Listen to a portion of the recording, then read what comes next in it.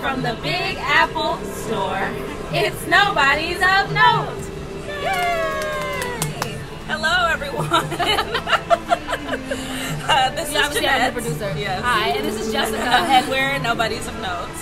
Welcome to our show. Thank you for watching. Let's get right down to business. Yes. Little Black Broadway buzz is. Okay. I don't quite know how to feel about this, but Black Broadway was fire with the recent news that Afeni Shakur has given the okay for the new production of Holler If You Hear Me. That's H-O-L-L-E-R-A. Hollerer. The show is heading to Broadway and will be directed by none other than Kenny Leon. Surprise, surprise. As directs everything Black and Broadway. Yes. But he proved himself with Mountaintop. Not just Fences or what's that other thing? Raisin and Sun? Yes. Yeah. He does everything. The show is not about Tupac's life. It does use his entire music catalog discography to tell a story about two youth coming up in a Midwestern city, coming in industrial city. Yes. And I wonder what will be like the song when someone like loses their virginity. California love. Anyway, a little birdie told me about the auditions. Apparently the auditions were full of fuckery. The actors had to bring and prepare a 16 bars of a song. That's 16 bars too many. Rap a verse and a chorus of their choosing. Also, a little birdie also told us that people showed up to the auditions dressed like Tupac. So basically they had, leather corsets and bubbles. And all the women also dressed like video hoes. There was a lot of girls there with their asses hanging out. We gotta do better. Yes. So, basically, things like that lead me to believe that this... it's gonna be, like, really, really, really, really good. Yes. Or fucking awful. Bad. I'm hoping that it's bad and that I'm there, like, open at night.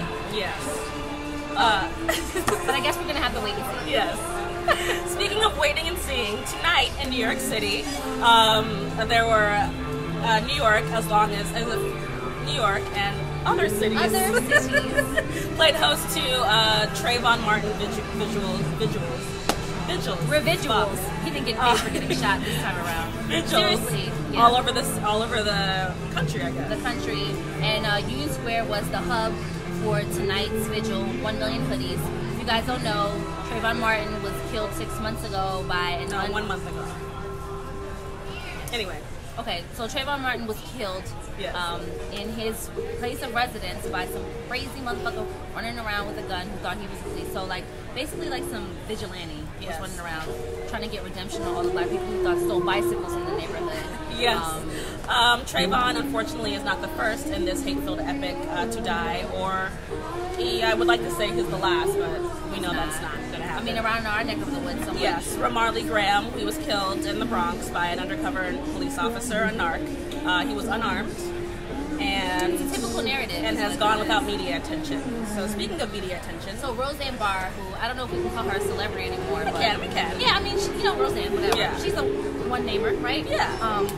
She spoke on Twitter, and she said that Trayvon Martin needs America's son now. Yes. So we have to give credit to where credit's due for some mainstream media personalities, white ones, because that's what mainstream music is, white. Actually, stepping up and speaking up on these issues that affect people of color. So we got to give Roseanne props for representing. Speaking of white people representing, we're going to introduce our guest. Straight from the hood. Straight from the hood of Columbia, Maryland. Please welcome Alexis Ohanian. Yay! Hello, Alexis. Welcome to our show. Thank you for having me. Personal jinx. Can't talk if I say your name. Alexis, you are like Chandler from Friends or Tommy from Martin. I know that you have a job.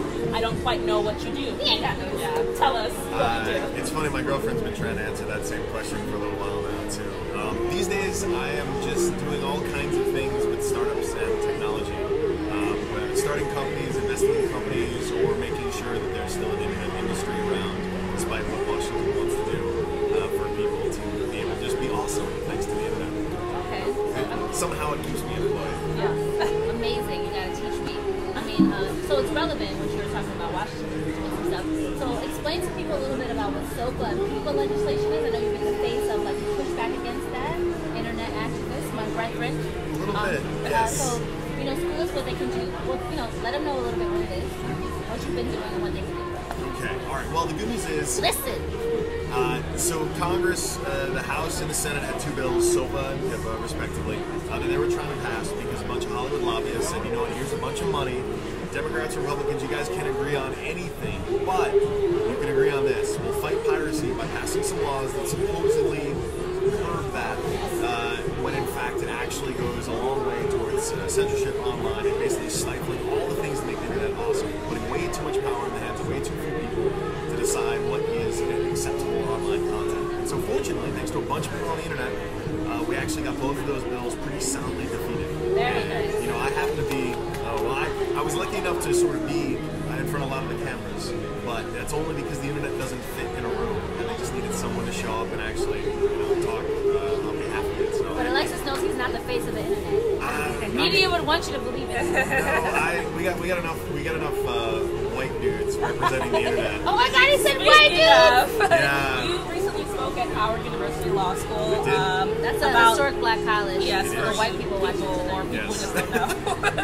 You spoke about the lack of diversity in digital technology. Can you tell us more about that? Yes. So right now, talking about the internet industry, right now the American economy, like most of the global economy, is in a pretty bad place. It's coming back, but it's been a rough few years.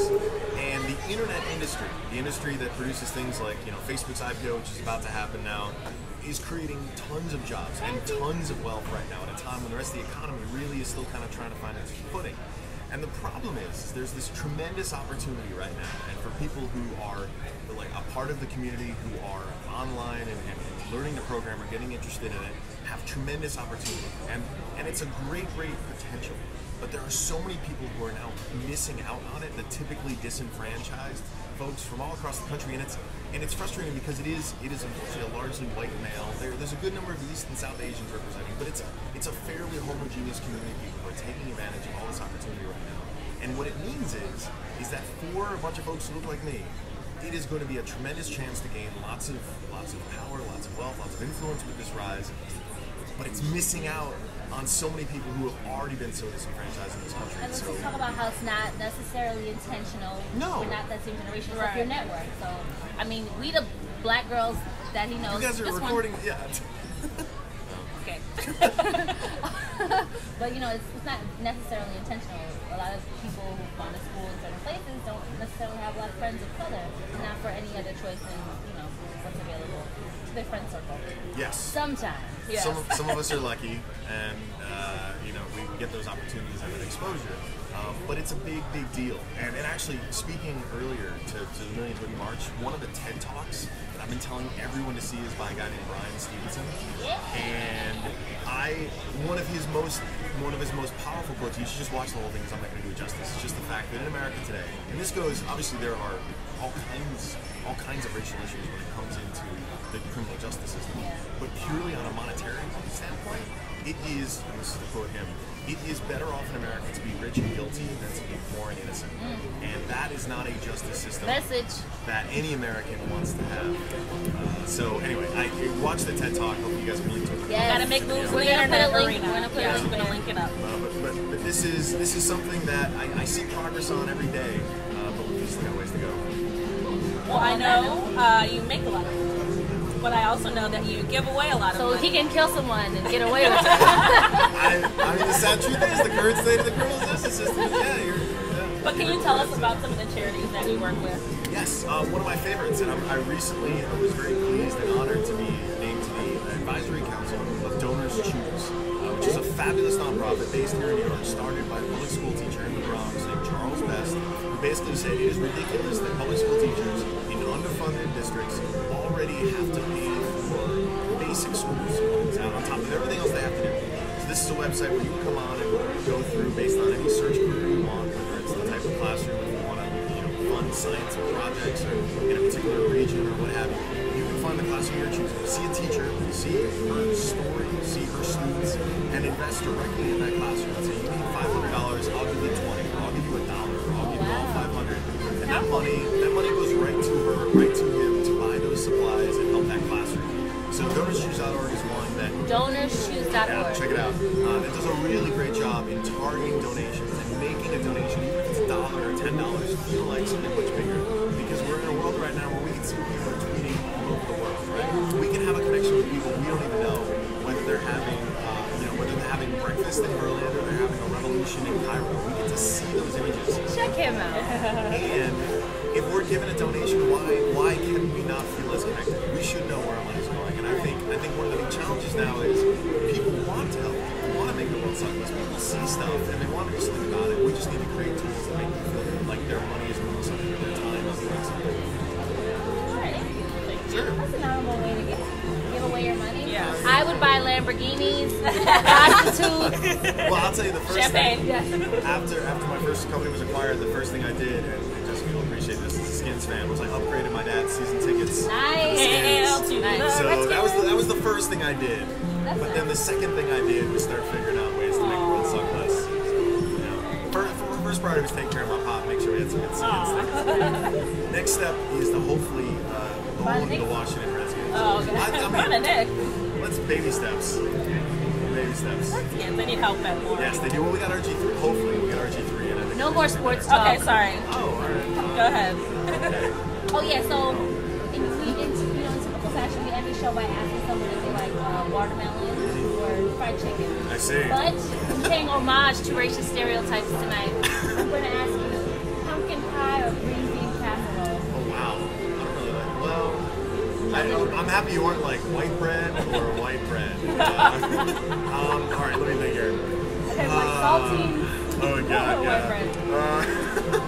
No, I have This is the holidays. I don't even know what that casserole, like green bean casserole. No, I'd go with pumpkin pie. Okay. Good answer. Good answer. Yeah. Thank you so much for being here. Thank you for having me. Thank you. Check out the box below for more information about Alexis' awesomeness and all his charities and such. Subscribe. Oh yeah. Hit subscribe. Follow us on Tumblr. Follow us on Tumblr. I don't know, yeah. Twitter. I think it's down there. That's I don't know. What's over there? or over there. Anyway, follow us on Tumblr. Follow us on YouTube. Yeah, subscribe to End us of on our YouTube. We're on Twitter. We still need an intern. Oh yeah. Get a job in show business. Work for us. Yes.